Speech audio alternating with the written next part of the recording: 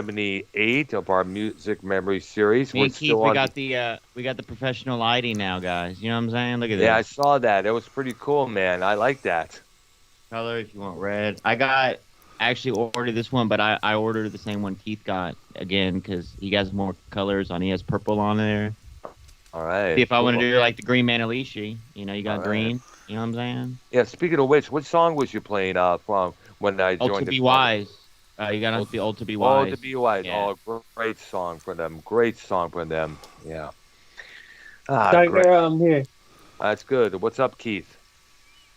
So Doug there.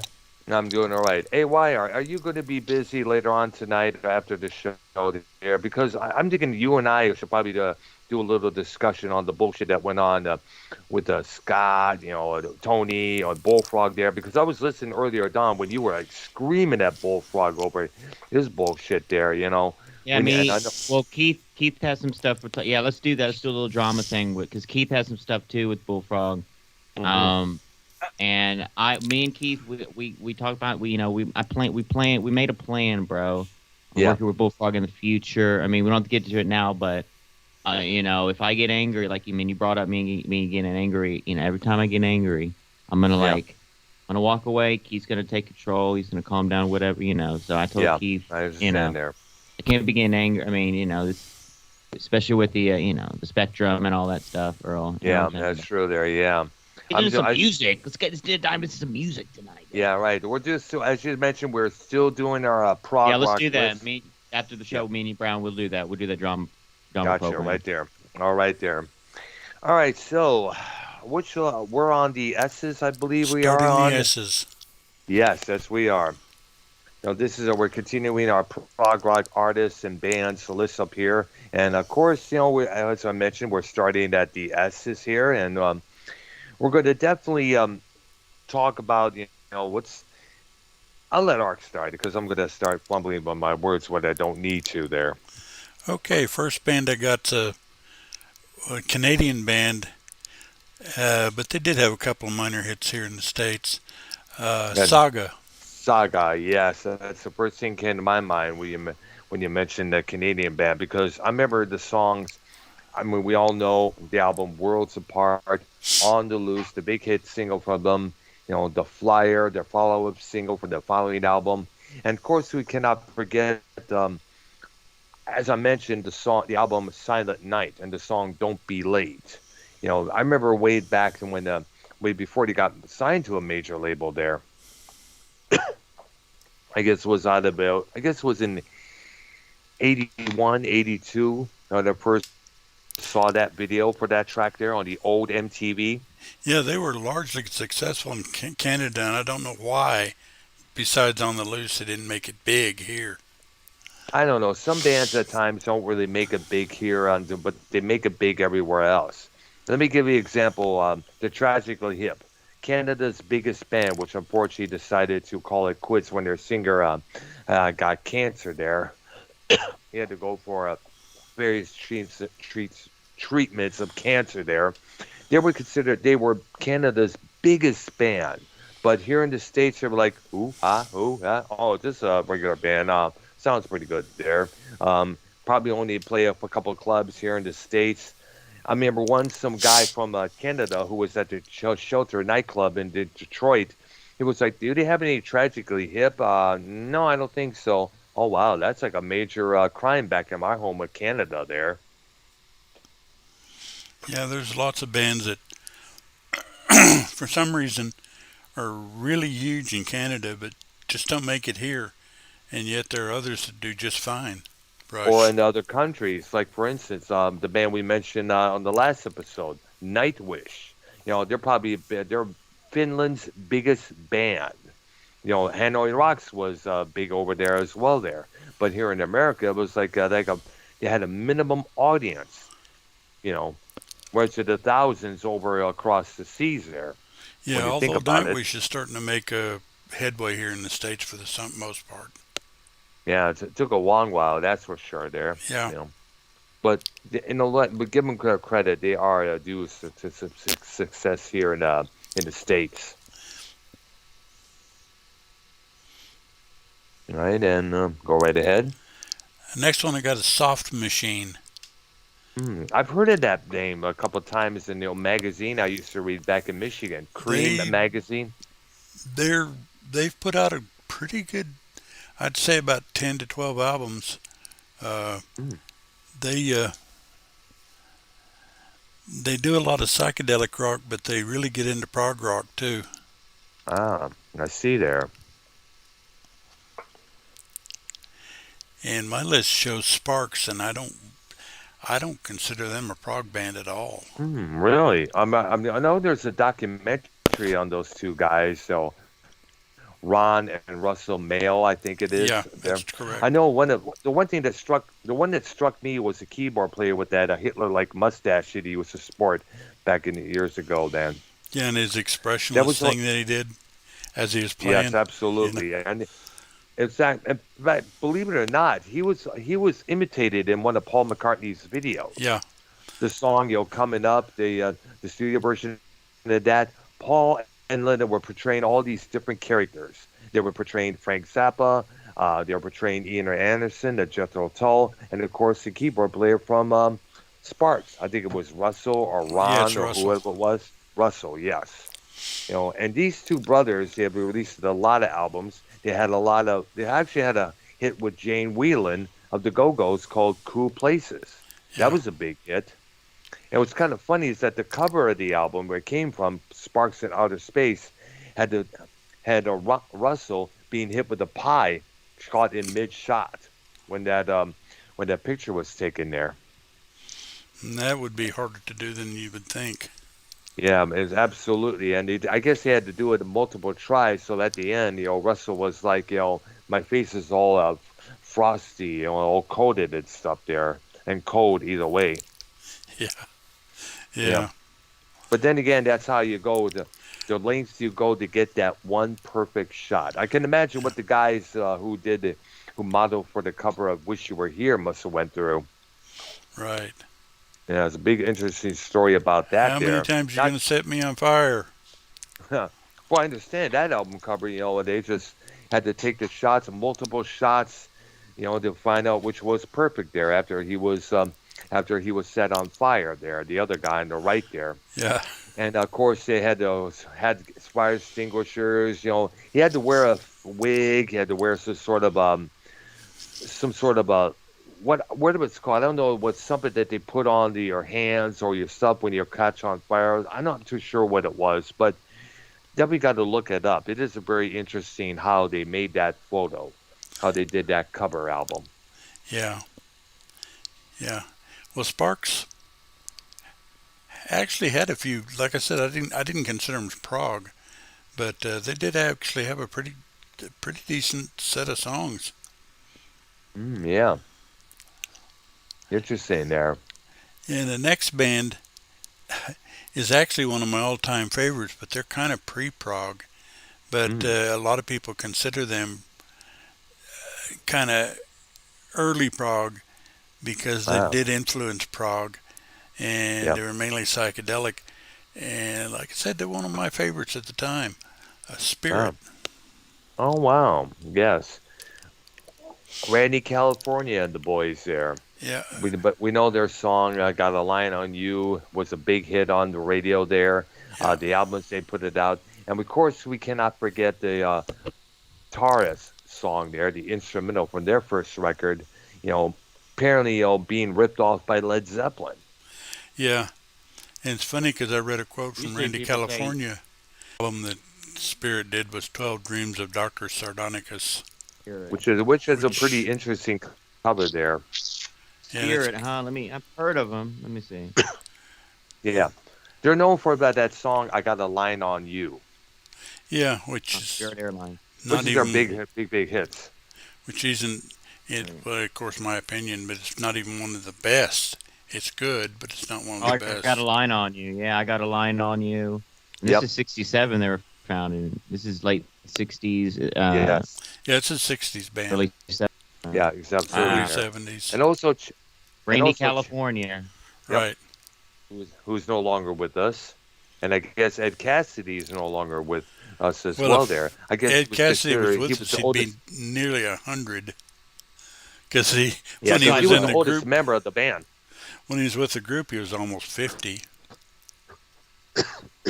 Yeah. Yo, back then, like Brown or Ark, in your opinion, 60s, 70s, let's do that, 60s, 70s. What guitars were they using, you think? The Fender Stratocaster or the Gibson Les Paul? Out Oh, of the they two. were. I guess they would do use of a lot of them. I guess I know the Stones. Members of the Stones had that Vox teardrop guitar. Right. I know a lot of the It's Lennon like had his there's a original. thing. It's like it's I think the Fender like amp. Obviously, the Fender's American, but like Marshall amps or from overseas. But like it was like a thing. American bands and then British bands like they play certain. One plays the Fender. I guess that'll be American bands play the Fender, but then others play. Is Gibson? Would that be British instrument or no? Are they made in I'm not England? too sure, but I I know a think lot that of the was few. American. Is it? Yeah, I But possibly. believe Well, so. there's a thing to where like the Beatles or one of those bands, like they always, since they're British, then they play these certain brand of amps. I'm getting to here, but I mean, honestly, I see a hell of a lot of people playing those Stratocasters. yeah. That's Well, that one of the well, most that was And the popular. and the Les Pauls. I mean, it could be even, honestly, Well, guys. the two people you want to they're the people you want to thank for those guitars being the most Right. picked are, of course, Jimmy Page of Led Zeppelin. He played a Gibson Les Paul for most of his career, and of course, Jimi Hendrix and Eric Clapton, Pink Floyd's David Gilmour. They played Strats for a lot of years of their careers. Okay, that could be a whole nother show, bro. Just getting to the instrument side of the. Oh of the yeah, we got instruments. to do that. That's for For sure. shizzle, man. But sorry about the sidebars. Go ahead, guys. It's okay there, but it's good that you add them. Yeah. Next one I got, Spocks Beard. I don't think I heard about that one. Oh, they're big prog. They actually did a pretty decent cover of Harrison's "Beware of Darkness." Ah, George Harrison. Yeah. Or Harris. Because oh wow, I didn't know I had a song of that name there. Must have Oh, been yeah. during his solo years. Well, I yeah, see there. it was on.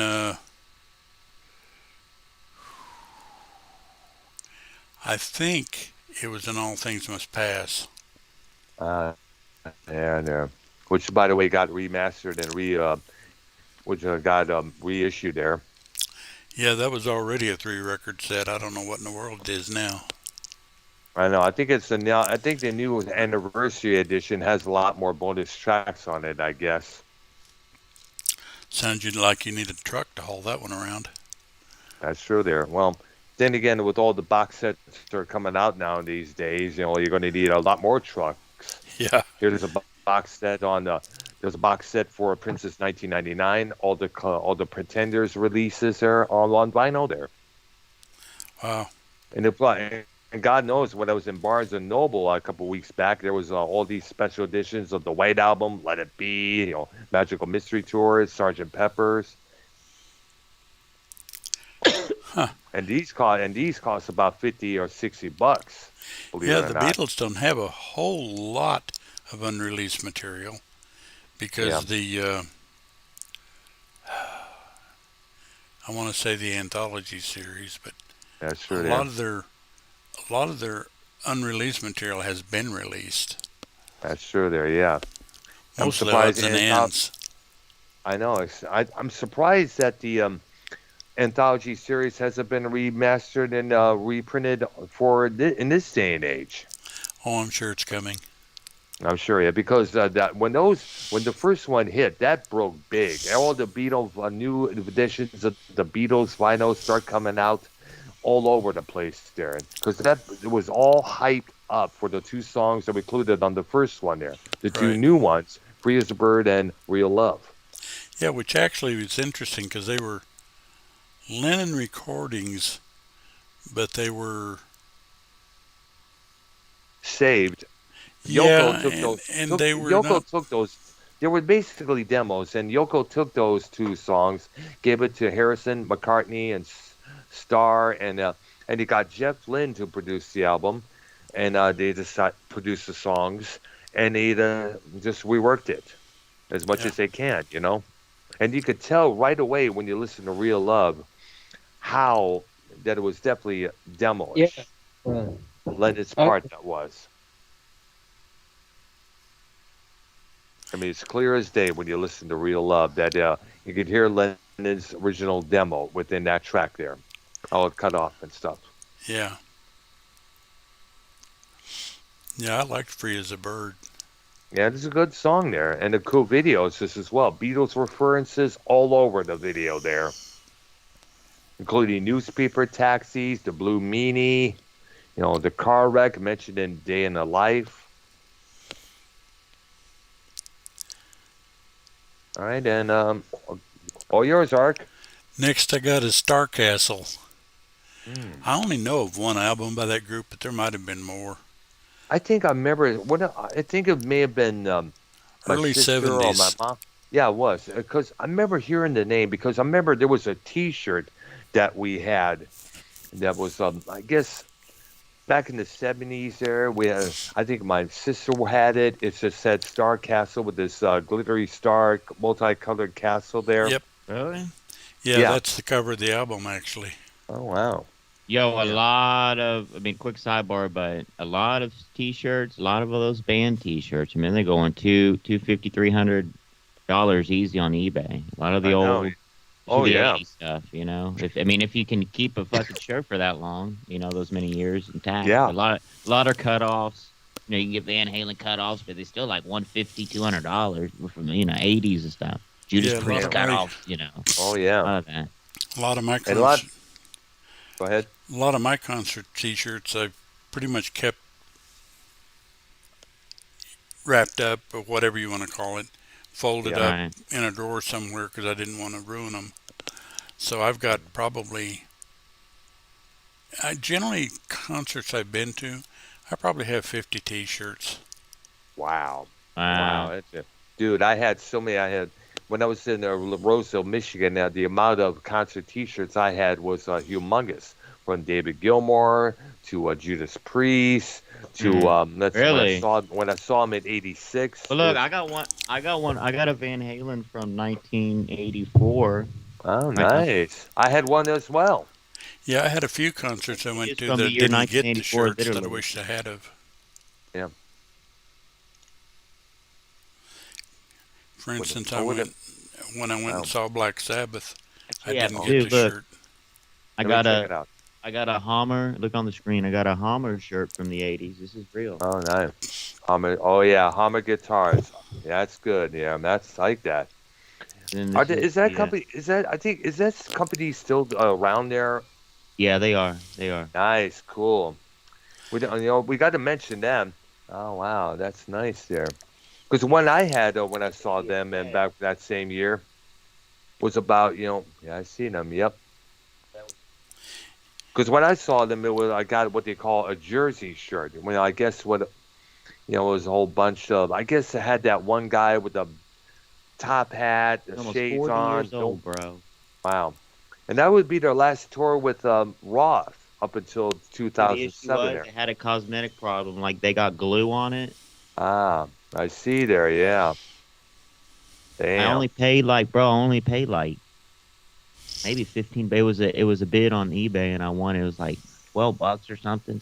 Oh, wow. You But got a bargain it is there. confirmed. It's confirmed. You can tell it's an old shirt, like Yeah. especially with that date. Oh, yeah, definitely. Got to hang that up and get that frame. You know what would be even better? If you were to able to get autographed by the members of Van Halen, including Eddie, that would be a massive collector's item. Or he's fucking dead, Dr. Brown. So we Yeah, I can't was do going to that. say it's going to be kind of hard to get his autograph now. Rest in peace, though. Yeah, I know. All right, get back to the show. Sorry about that. I just had to show It's y'all. okay. Yeah, the other concert I went to that I wished I'd gotten a shirt, I saw McCartney twice. Oh, nice. And I didn't get the shirt, and I could kick myself for that one. Would y'all want to go to the? I don't know if it's. I mean, I think they already went through Texas, though. I mean, because they're saying the Rolling Stones concert, this might be their last go around for real. Like, especially the drummer passing away. Like this, there's like people in the industry that are going to the actual concert. You know what I'm saying? Like Wow. roadies and people in the industry. So that means they have an inkling that this could be their last go around, which they still go, but they are pretty damn old. Yeah, Yeah, that's true there. well, Keith Richard died about 20 years ago, but they forgot to tell him. So they, you know, Oh, I mean, the best. You know what? The photo I saw on Facebook sums it up. It's Keith Richards with a guitar kneeled down to a little boy, and the caption said, "Keith Richards teaching Willie Nelson how to play guitar." Or better yet, there was a photo of the with the Stones, and they added all these medical masks on them. Of course, except Right. for Keith. Right. Keith. yeah, And I remember Brown, what Jalen. are you doing, Brown? I'm laughing. I'm thinking I'm thinking of all the Keith Richards jokes that are out Oh. there. and I here I remember Jay go, just Leno said adding one one. time, and here's what I got to add this one here for good measure. There was a movie called Meet Joe Black with Anthony Hopkins and Brad Pitt.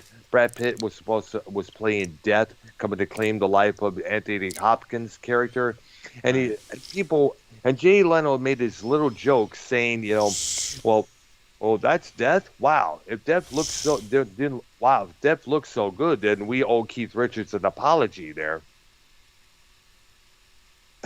Yeah. Didn't he like snort a line of cocaine with his mother's ashes in it or something? I don't know what he did. Remember that rumor? I know that I've heard stories that he had his blood changed because of the amount of heroin he did back in the day. Right. I That think was a long time rumor. I think Go ahead. your lights go faster than mine. No, it's only one speed. Yours are better. Yours goes. Oh, there. It'd be Change cool speed. to you go would to normally- one room and You would normally think that blood changing story is not possible, except that somebody that's on dialysis will tell you, well, it probably is. Because I don't know if any of you guys are familiar with how it works, but generally you've got, what they end up doing is putting a port, if you will, in your arm, and then they stick a needle in your arm, and then another needle in your arm, and remove the blood. It gets filtered, and they put it back in. But obviously not all at once. You'd be laying there all white and skeleton-like. oh wow, there. But Because the only basically, person I know. but basically, your blood leaves your body, goes into a machine. It plays with it, cleanses it, whatever, and then dumps it back in your system. I see there, yeah.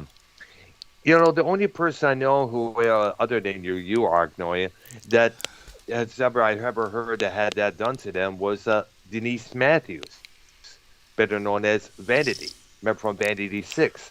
And she was this was after she became a born again Christian and a preacher there. She had to have that done to her many times because the amount of drugs that she was doing back in the day. Well, generally, if you go on dialysis, you're pretty much there for life. Wow. Unless you get a So kidney she must- transplant. Well, then again, she probably didn't do that because it was a kidney failure that took her life in a few months before Prince died. What? But, Yeah. but basically, guys, Prince, my Prince, kidneys Prince, are... okay.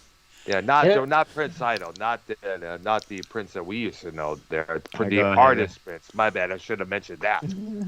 Well, basically, guys, my kidneys are toast for the most Wow. part. Damn. And if I don't do this, you're not going to hear from me. That's true there. You wouldn't be around. Yeah. Do what? Dialysis. Wow. Well, if you understand, it's not a fun thing to go through, if I'm correct. Oh, no. Especially if you Nope. don't like Does it needles. hurt? Well, especially if you don't like needles to begin with, because they stick to in your arms at the beginning. Pretty And then deep. obviously, do what? Pretty deep they go, these needles go into? I don't watch. I don't want to Okay. see that. All right, let's get to the. Okay, let's go Yeah, let's back quit. to the Let's music cut there. It'll be quickly. all right. Straight away there. It'll probably be all right. I mean, I'm glad, Ark. We can provide some, How'd you get on Hold on, dialysis, Keith, Art? Keith, please. I'm Well, glad, I'll Art, tell that him we real can quick. be Basically, we my can be some kidneys are sort of failing. wait, please, Art. I'm glad we can be some sort of companionship to you. You know what I mean? Me, Brown, and doing these shows with you. Yeah, You know what I'm saying? And like, yeah, An interesting you, have diversion. a good time doing that stuff. And I got to pass on my knowledge. Hmm. yeah. True. Next one's interesting because I never considered him a prog artist, but thinking on his work, it's kind of like, hey, maybe I can see that. Hal Stewart. Oh yeah. Because Year of the Interesting Cat, guy. The year of the cat. yeah, Yeah, that the does year of the sound Time cat. pass. proggy. Yep, time passages as well. Two of his best songs. I had a old cassette copy of the Year of the Cat album when I was living in Richmond. There, pretty good stuff there. And the interesting about this guy is that instead of writing love songs or "Baby I Love You" that kind of stuff, he often wrote about historic figures in a lot of his songs. There was a couple mentioned on the Year of Cat album there, just as well there. It Yeah. was mostly folk. It was mostly leans towards the soft rock direction back in the 70s there when those Yeah. songs came out. But definitely top notch. Those songs still good to this very day, And the especially Year of the Cat. interesting thing is, I didn't consider him prog until I thought about it. I was like, well, I could see a case for that, actually. Yeah, true. Yeah. Is he on any official prog list? They're the one I'm looking at. Okay. It's more like prog folk either way. If Yeah. not necessarily folk, but it's more like I said, prog soft rock. The best way to describe them as, because a lot of times the old soft rock stations years before, all these bands like Imagine Dragons or Nick Jonas or the stuff that they're playing on the current stuff on the current playlist. This was the stuff they would play back in the day, along with the stuff like Olivia Newton-John and Michael Bolton. Mm. Yeah, the Year of the Did you Cat. say? Go ahead. Go ahead, Keith. Did you say Nick? Did you say Nick Jonas? No, Keith. Oh. Olivia Newton-John. I said both. Yes, Nick Jonas. He's off. He's you did? currently what? Yes, because he's Oh. current. He's pop. Nick Jonas is pop. Yeah, but that's what but he's currently one of the artists that the soft rock stations play today. Yes. Oh. Wait, are there two Nick Jonases, like an older one, or Brown? You talking about the pop star Nick Jonas? Yes, absolutely. Okay. Yeah, Sorry, Keith. I thought you were. The interesting thing about Year of the Cat was it ran about 6 minutes, which was unusual for that to be played on the radio. Yeah, There's a good Which song. it is absolutely there. But then again, a lot of radio stations, FM rock stations, were playing "Hey Jude," which ran 2 minutes over that time period there. Yeah, that run 7.5 or something like that. I Yep. don't recall Yes, exactly. it was. Yes, and it's imagined, and it was that take usually a 45 would take up usually goes about 4 or 5 minutes there on the track there, and they were able to fit the whole track on that 45, which I had. Yeah, because radio station didn't want to play a song unless it was at or around 3 minutes Yeah. So for a you long can time. imagine. So you can imagine they probably had to do some cutting off the track when they started to na na na na na na. They had to probably edit that out. Yeah. Damn. On Hey Jude. Yes. What's another long ass song? I mean, Stairway. But they don't really play it on the radio, do they? Or do they play a shortened version? No, No, they play this the year we- regular version on FM stations Oh, mainly. they did that, man. They One. played that a lot of times, many times. Metallica 1's pretty long, right? Yeah, pretty. I think it's about 7 minutes. Yes. Of course, I you're guess talking radio about rock- songs they play on the radio, right? Because I can get you a lot longer songs. Yeah. Child in Time was 10 minutes. Was Al Stewart homosexual? No, I don't think he Oh, was. okay. No. Sounds like he has I a think lisp when he sings. hmm Playing the song for the audience. Well, he's a Scottish dude, so it's that I guess that comes along with it. He was English, right? Yeah, Scottish, English, Ah. he was definitely. Well, there's this one song on the radio by Brothers Osborne. It's called "Stay a Little Longer." It's like 4 minutes on the radio, but the album version is 5 minutes 36 seconds. Mm. Yeah, radio stations are good about requesting songs be cut so they can play them on the radio. Yeah, they do that. And a lot of times the cut version. That's why I always tell people, if you look up certain songs, look up for the album or the long version. Don't get the single version. Yeah, go for the whole full album version because there's a lot more on the album version that you don't even know about. That's on the single version there. Yeah. Okay. All right. Okay, on with the list here. Next one I got is the Straubs. I never heard about that. I've never Yes, I have heard that name before a few times in the past. They were a British 1970s symphonic prog band with strong folk roots. I see. And they were pretty good. I've heard some of their stuff. I see there. Wow. Now the next group I'm only naming, I don't know who they are, nothing about them, but I'm only naming them because their name is peculiar. Mm-hmm. Stolen Babies. Oh my God. Huh? Yeah, that's what I thought when I saw the name. That's the name of the band. Right. Never heard of that before. I've never heard of it. That's Scott McKinnon's favorite song. Wait a minute. What's Keith? That's Scott McKinnon's favorite song or band. Stolen Babies? Yeah, because he wants to. In that Alien song, it's I want to eat your babies. Oh my I want a baby. Oh, Keith, this isn't a drama show. This isn't a drama show. Come on.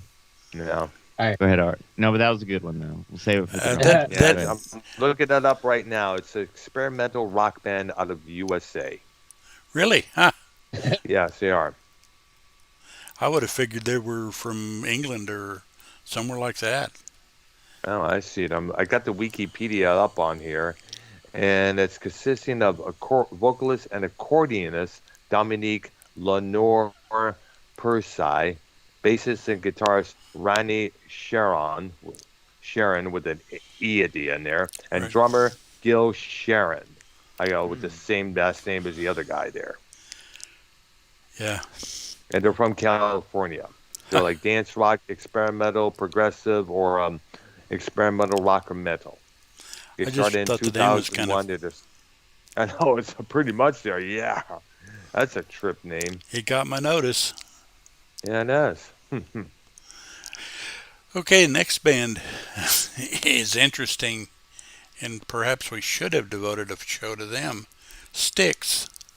Oh, shit. Mars, you got to call. This is like one of Mars's favorite bands, bro. This band Here, let me definitely message him prog. right now.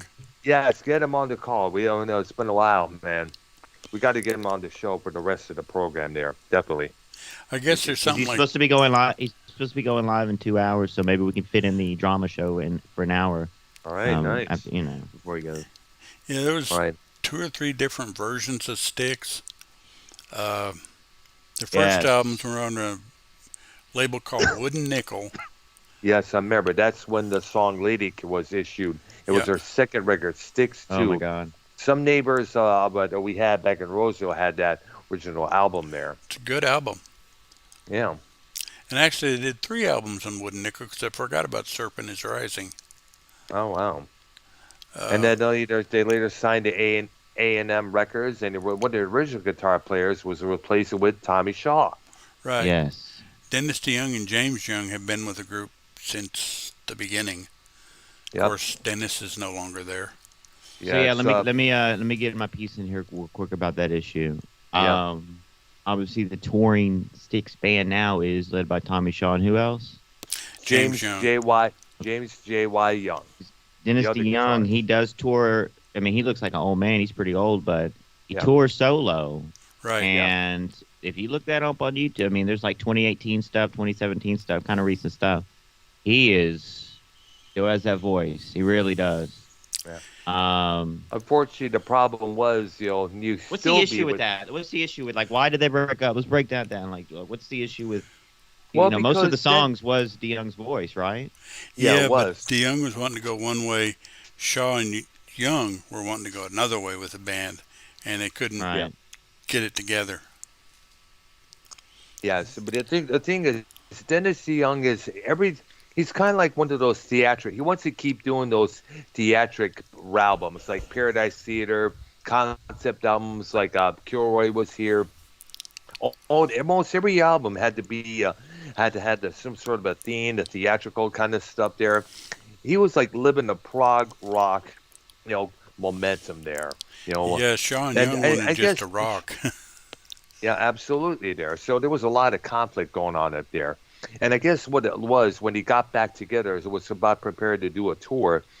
DeYoung was contracting. I don't know they found out that he was like skin sensitive or light sensitive because he had to see 16 doctors because his skin was getting irritated every time he would come off stage there.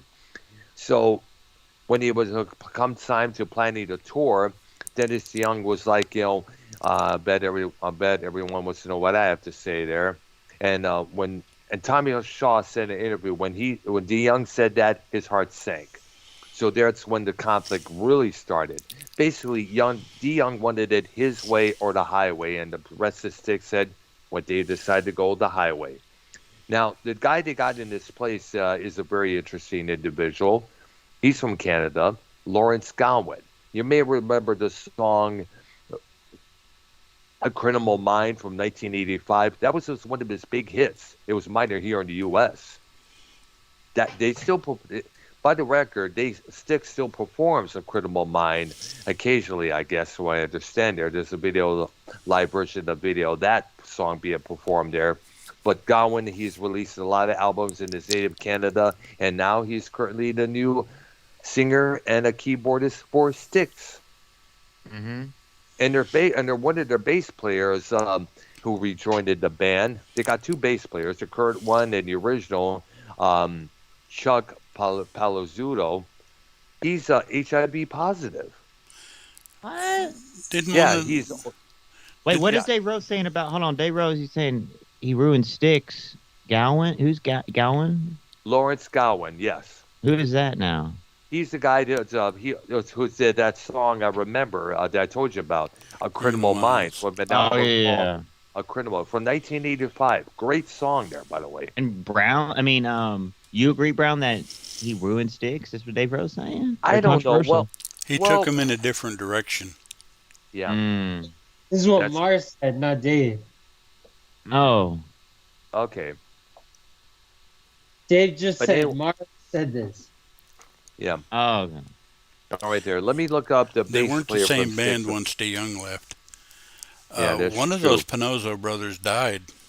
Guess it was Yeah, the the drummer. John Pinozzo. Yes, Pinozzo. Let me got him right now. John Pinozzo died, and there was a tribute to him by the group there. He's now Chuck. He's a longtime member of the group. He founded with his drummer John, who died in 1996, along with DeYoung as well. And I'm going to look up the situation here. He toured part-time from 1999 to 2003 to an ongoing illness, has returned with the band as a regular bassist since that. He shares the duties with their current bassist, Ricky Phillips, both on stage and in the studio. Now, he's homosexual. Jesus. He has been campaigning for AIDS awareness and gay rights. It was announced that in 2001 that he was living with the HIV virus. He spoke with a magazine called Frontiers for the first time about his decision to come out. And the following year, he released his autobiography, The Grand Illusion, Love, Lies, and My Life with Styx. He is openly gay since 2001. Wow. And we never knew that. I mean, I didn't know that myself until I heard of it. I was surprised to find out that he was HIV positive. Like, holy cow, dude. Now, in Mars, with what Mars said, I gotta think he's kind of right because when everybody looks at Styx, they look at that middle chunk of albums with DeYoung as being their best stuff. The A&M catalog. You know that the Grand Illusion album? Yeah. What chunk was that in? Because that's not a bad album. Good album. What year was all that, Keith? Look up Grand Illusion Sticks. I Is that believe it was 78? 19. I think it was 77, if I'm correct. 77? All right. 78 was Pieces of Eight, where they had the, Right. where they had those two women on Easter Island there. And Grand Illusion's one with Come Sail Away on it, right? Yep, that's correct. Which was memorialized in that episode of South Park. Yeah. That's probably the best known Styx song. Absolutely. And Oh, still, or Mr. Roboto. yeah, that song got a rejuvenation when it was featured in this commercial there. I forgot what it was for, but that song was part of the Kilroy's Here concept album. The Yeah. concept story about the banning of rock and roll. Pons Brown. Remember that the stuff for your face called Pons? Yes. I remember that, yes. Commercial for that, I think. No, it was something else there. I think it may have been some sort of I forgot what it was. I have to look up Mr. Roboto commercial on YouTube. I guess they probably have it there.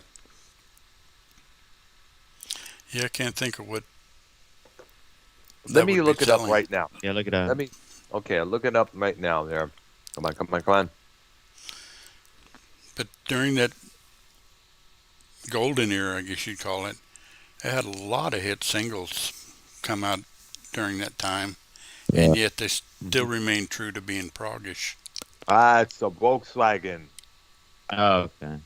Yeah, they have the guy, the guy. Domo. And we're going to read the comments up there. Just read Tony Hale said in an interview that I guess he was one of the actors that the other song choice was Rock Me Amadeus by Falco. Thank goodness he didn't pick it because it wouldn't fit in the Arrested Development universe. Yep, there it is. Yep, Volkswagen. That's really what it was featured in. Wow. One of their earlier commercials there. Okay, your turn, Ark. Super Tramp.